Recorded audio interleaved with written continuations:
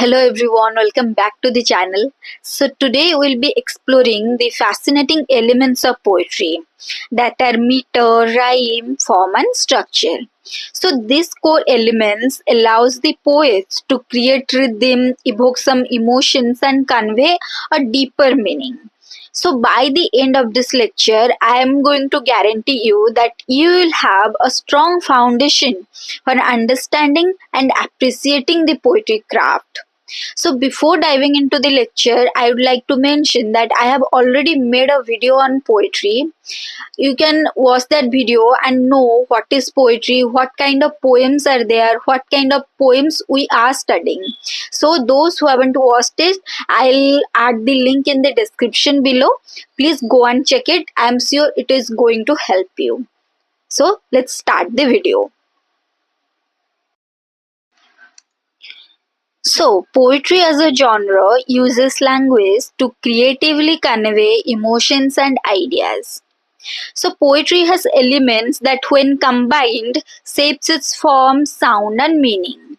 So, today we'll be learning about some core elements that constructs a poetry, that are meter, rhyme structure, form, and structure. So this video will be in this video we'll be discussing about the essential elements of poetry, that meter, rhyme structure, form and structure, which provides a foundation to understand a poetic craft. So now we are going to discuss about the first element of poetry, that is meter. So meter is an essential part of poetry. First we should know what a meter is. So meter is the rhythmic pattern in poetry that is created by alternating stressed and unstressed syllable. So now the question arises that what is stressed syllable and what is unstressed syllable. So in English poetry, stressed and unstressed syllables are used to create rhythm and flow. So it often forms the basis of a poem's meter. So now we should know that what a stressed syllable is and what a unstressed syllable is. So let's first talk about the stressed syllable. So stressed syllable is the part of a word or phrase that is emphasized when spoken. So it's often louder, longer, or pronounced with more intensity. For example, in the word believe, the second syllable leave, as we pronounce the word believe, believe. So the second syllable, that is leave, is stressed. So it is considered as a stressed syllable. We're going to know about in more detail in further, but as of now you should know what a stressed syllable is before driving into the elements of poetry. So now we are going to talk about the unstressed syllable. So an unstressed syllable is pronounced more softly and with less emphasis as compared to the stressed syllable. As for example, in the word about, about, so the first syllable A is unstressed. So the first syllable A is unstressed and the second syllable bout is stressed. Means in the first syllable A we are going to give a softer touch to it, so it is considered as the unstressed syllable. As in the case of bout, the second syllable we are going to stretch it, so it's stressed syllable. So as we know now about the stressed and unstressed syllable, we can now move into knowing what feet is. So feet are the basic units of a poem's meter, each made up of a specific combination of stressed and unstressed syllable. So the number and arrangement of feet in a line contribute to a poem's rhythm and structure. So first we should know what kind of feet are there, which is the basic unit of meter. So we should know about the types of meter that is based on feet. So there is monometer, that is 1 foot per line. Then diameter, that is 2 feet per line. Then triameter, 3 feet per line. Then tetrameter, 4 feet per line. Then pentameter, that is 5 feet per line. Then hexameter, that is 6 feet per line. Then heptameter, 7 feet per line. Then octameter, 8 feet per line. So each meter provides a distinct rhythm, enhancing the poem's mood and tone. So now we are going to know about the most common types of beat that is used in the poetry. So first we are going to learn about the iamb. So iamb is the unstressed syllable that is followed by a stressed syllable. For example, believe, alone, believe. As I have presented an example, believe. Look at it closely. Believe. The leave is the, as I said, what is unstressed syllable, what is stressed syllable. According to that, you can see that B, the first syllable is unstressed, and leave, the second syllable is stressed. Just like that, we are going to learn now about trochee. So trochee is exact opposite to iamb. So as iamb followed by unstressed syllable followed by stressed syllable, but in the case of trochee, that is stressed syllable followed by unstressed syllable. For example, table, table. So ta, the first syllable is the stressed syllable, and the bull, the ble was, which was the second syllable, is the unstressed syllable. Then we are going to talk about the anapest. So anapest is where two unstressed syllable followed by a stressed syllable. As for example, intervene. So inter, these are the two unstressed syllable, and veen, as we emphasize, intervene. So veen is the stressed syllable. Next comes the dactyl.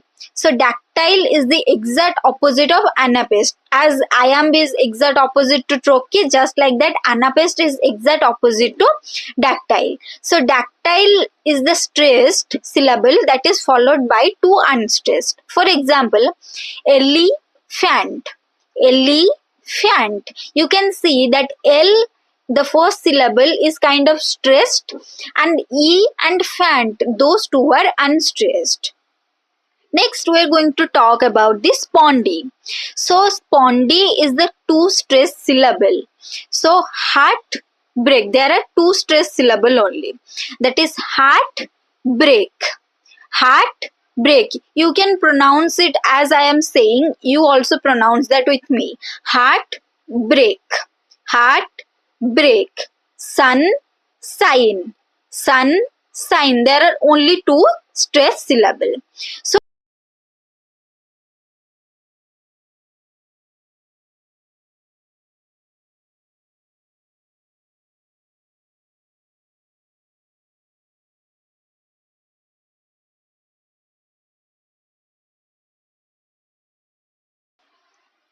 So now, as you know how feet work in meter and how meter works in poetry, so I am giving you another example so that you can understand how this meter scheme works in poetry.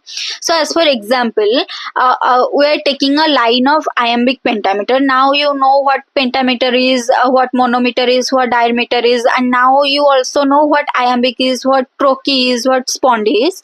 So now we are taking a line of iambic pentameter. Suppose we are taking a line of iambic pentameter. For example, it would contain 5 iambs in one line, giving it a steady and balanced rhythm. So now I hope it will be clear to you what meter is. So now the we'll element of come meter to in the poetry. Second element of poetry, that is the rhyme structure in poetry. So what is the rhyme structure or rhyme scheme? So rhyme structure or rhyme scheme refers to the pattern of rhyme at the end of each line.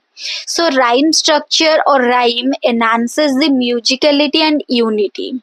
So some key rhyme types include end rhyme, internal rhyme, slant rhyme, I rhyme, feminine rhyme, and masculine rhyme. So the end rhyme is the most common type where the rhyming words are at the end of the lines. For example, the woods are lovely, dark and deep, but I have promises to keep. So the first line, the woods are lovely, dark and deep. dip, but I have promises to keep. So the last word of the first line, that is dip, and the last word of the second line, that is keep, rhymes. So that is the end rhyme. So now we are going to talk about internal rhyme. So internal rhyme is when rhyming words that occur within the same line or between words in the middle of the lines. For example, once upon a midnight dreary, while I pondered weak and weary. So now you can know what internal rhyme is. So now we are going to talk about slant rhyme or near rhyme or half rhyme. So slant rhyme was also known as rear rhyme or half rhyme. So what slant rhyme is? In which the sounds are similar but not identical. So it's often use similar consonants or vowels. For example, if love is like a breeze, maybe like a grass. So here you can see that words that don't rhyme perfectly but are kind of close. For example, here I have provided an example that is shape and keep. They don't rhyme perfectly, but you can see that they are close to their perfect sound. So now you should know that what a slant rhyme is. Next, we are going to talk about the I rhyme. So I rhyme is a rhyme scheme where a rhyme that appears correct from spelling but is pronounced differently. As in the case of slant rhyme, the words that don't rhyme perfectly but they seems to close. But in the case of I rhyme, that is exact opposite. Words that look like they should rhyme but don't sound the same. For example, love and move, they look same but they don't pronounced as same. For example, love moves above. So love move, they kind of look alike but they don't sound the same. So now I hope you should know what I rhyme is. So next we are going to talk about feminine rhyme and masculine rhyme. So feminine rhyme is the rhyme scheme when a rhyme involving two or more syllables. So where the rhyme is in the stressed syllable followed by an unstressed syllable. Example, falling and calling. So it often used to create a softer or flowing effect. So you know what stressed and unstressed syllable is, I have already mentioned. So now it's up to you to message in the comment section below about a feminine rhyme. So next we are going to talk about the masculine rhyme. So a masculine rhyme is a rhyme that is based on a single stressed syllable. So usually at the end of the line, that stressed syllable is used at the end of the line. For example, stay and away. You can see the words stay and away. So in stay, stay, the ay, and in away the last ay, they are this single stress syllable that is mentioned in the end of the line. So masculine rhyme, the purpose behind the masculine rhyme, that it creates a stronger or more a definitive rhyme. So these types of rhymes contribute to the sound and flow of a poem that brings a unique tone, rhythm and emotional resonance to a poem. So as like meter, rhyme scheme or rhyme structure also plays a vital part in poetry. So now we are going to learn about the third element of poetry, that is form and structure in poetry. So forms and structures are essential aspects of poetry, just like meter and rhyme scheme. So the form and structure of poetry shapes how a poem looks, sounds and unfolds for readers or listeners. So here I have mentioned a kind of guide to various poetic forms and structural techniques that poet uses to enhance meaning and impact. So some traditional forms of poetry that include sonnet, haiku, villanelle, ode, elegy, and it also includes some free verse and blank verse. So first we are going to learn about the sonnet. So sonnet is a 14 line that is presented in iambic pentameter rhyme scheme, which includes Petrarchan and Shakespearean forms. So sonnet structure was like it was a 14-line poem with a specific rhyme scheme and meter that is often iambic pentameter. So the types of sonnets are Shakespearean sonnet and Petrarchan sonnets. So the Shakespearean sonnet, that is English sonnet, which was presented in the structure of A B A B C D C D E F G G. So this is the structure of Shakespearean sonnet. So as in the case of Petrarchan sonnet, it was the Italian version. So A B, the structure was A B B A B B A, that is followed by a sestet such as C D E C D E or C D C D. The more you will be exploring the examples, the more you will be able to understand these concepts. So the theme behind the sonnet was that it commonly explores love, beauty, or philosophical themes. Next, we are going to talk about the haiku. So haiku, the structure of haiku was that it is a 3-line poem with a syllable pattern of 5-7-5. So the theme behind writing a haiku is that it is typically captures a moment in nature or conveys a specific feeling or observation. So now let's move to villanelle. So the structure of villanelle was that it is a 19-line poem with 5 tercets, that is 3-line stanzas, and a final quatrain, that is 4-line stanza. So it uses 2 repeating rhymes and 2 refrains. For example, I am giving you examples. Go and watch it and mention in the comment section below that if you found it helpful or not to know what a villanelle is. So Do Not Go Gentle Into That Good Night by Dylan Thomas is a perfect example of villanelle. So now go and watch or learn about the Do Not Go Gentle Into That Good Night and look if it is the form of villanelle or not. Next comes the ode. So the structure of ode was that it is a formal poem that is often in praise of something, usually with a complex stanza form. So it's presented in a complex stanza form. So the theme behind writing a ode was that it celebrates or reflects on a person, event, or idea. Next comes the elegy. So the structure of elegy was that it has no fixed form but generally has a somber tone, often that reflects on death or a loss or that we mourn over something. At that time we write the poem that will be considered as elegy. So the theme behind writing a elegy was that it typically a lament or reflection or a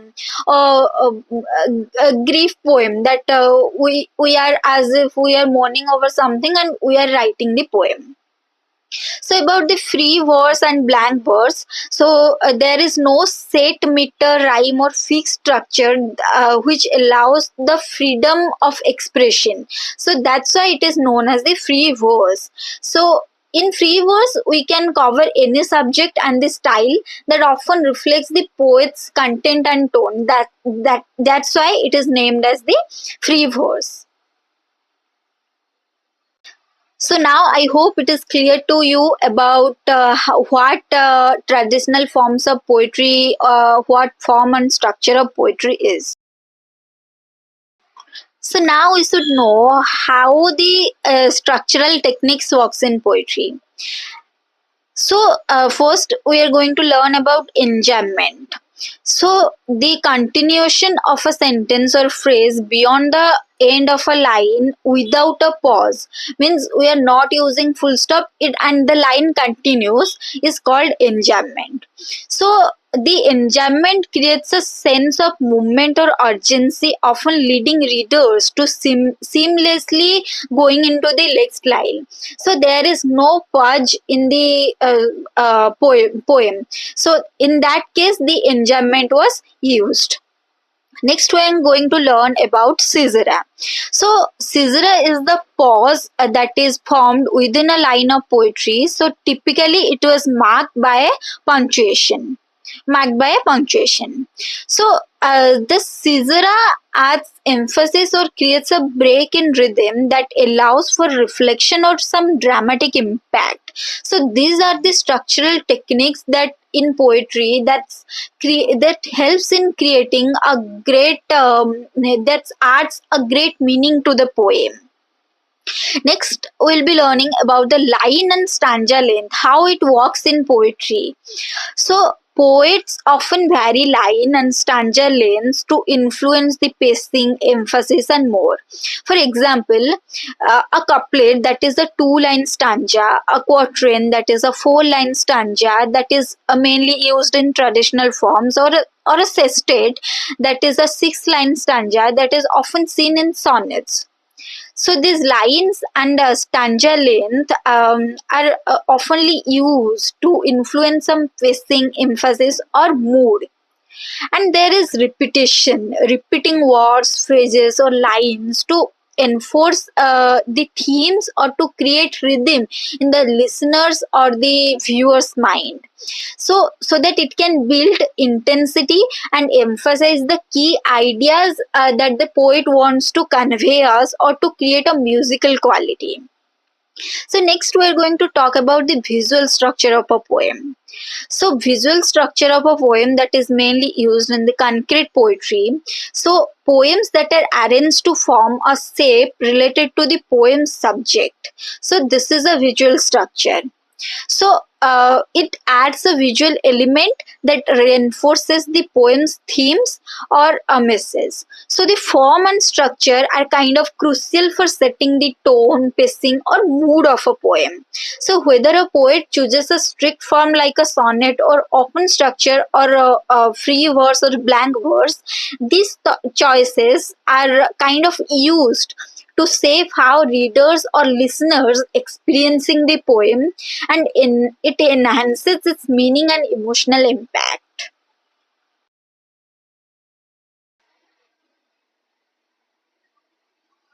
So now that we have explored the core elements of poetry, that is meter, rhyme, form, and structure, so now let's take a moment to reflect on what makes these elements so powerful.